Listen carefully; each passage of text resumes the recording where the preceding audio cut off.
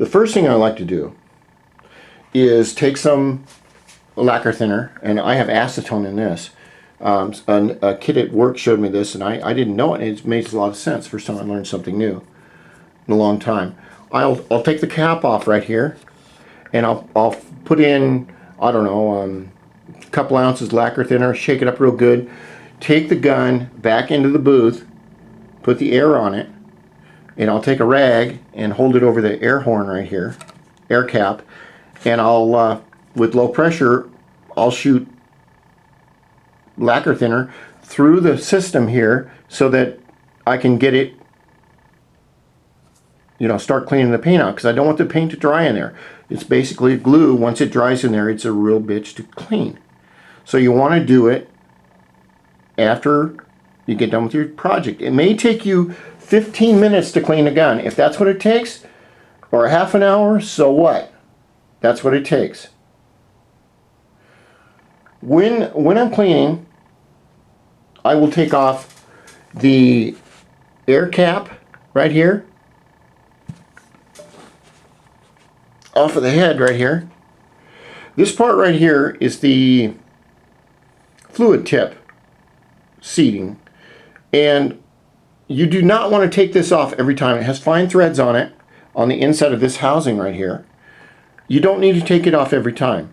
Once you run your thinner or cleaner through the reservoir here and through the needle opening right there, you shouldn't have any problems if you keep up on that. Once every 6 months, yes, it's good to take this apart, and there's a whole needle assembly. It goes from right there, goes all the way through. You can see the needle right there, and it goes all the way to the back here. But to take it out every time is not very beneficial, because you've got, let me see if I can put that down. You have bushings and things in there that don't need to be played with. So I put some lacquer thinner in the gun, and I've blown it out. Now I've come back to the bench. Then what I do is I take off the air cap. It's going to have, depends how much mist or glue paint. I put it in my little thing, my little ceramic dish. I like ceramic because sometimes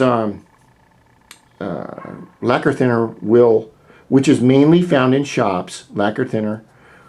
You'll either use lacquer thinner, or you can use acetone, or you can use paint thinner, mineral spirits on certain items.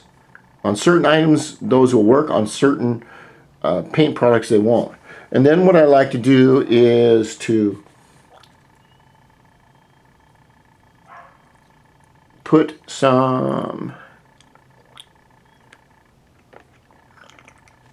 acetone on this to clean out those little holes. I'll just let that sit. Then what I do is I'll get a nice rag right here, or a professional painting cloth right here, and I'll dip it in there, and you can see right there, and I'll start working on taking off the clear or paint mist that it gets on everything. It's just the way it is, and it's all good to clean that off. You don't have to get it perfectly brand new, but if you get the gun in pretty good shape for the next time, that means when you're called to go paint, you're ready to go to battle. You're ready to go into war, and you know that your gun is ready to go. Now these guns were designed. They call them all kinds of names, things like that. But basically, like I said, what they do, they're like this racing carburetor right here on my 49RR Repsol Hemi DO. Is the carburetor is an air fuel metering device. On a paint gun, it is a paint air metering device.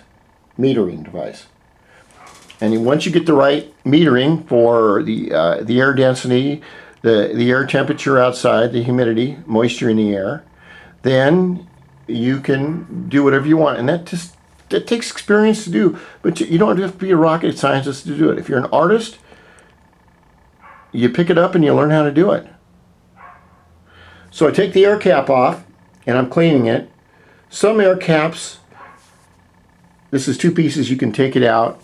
Some you can't. Okay, we're gonna go into another one. I love talking about this stuff. I'm gonna shoot that fucking dog. I hate that bastard.